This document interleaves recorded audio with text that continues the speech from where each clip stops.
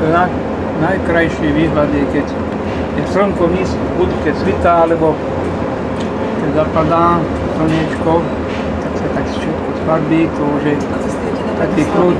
No. To už je taký kľud niekedy. Večer, ráno zase je taká sviežosť.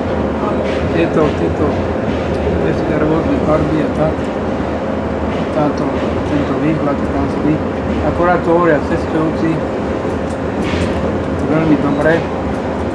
To sa nedá takto riešiť, ako to máme vykázané teraz. Nejakých štruktúr, ktoré sú štruktúry zla. To sa nedá vydržať ako ale je to len preto, aby sa ľudia zobudili. Naozaj to všetci konštatovali. Nemôžeme to len tak nechávať, že nech sa robí, čo chce. Ako sa hovorí, kde ma vrhol, tam ma drhol. Človek musí mať trošku aj takú aktivitu a hneď sa mu to zlepší, keď je aktívny. Nech vás inšpirujú tieto zaujímavé zážitky pri slnko niečo rozohrá na oblohe.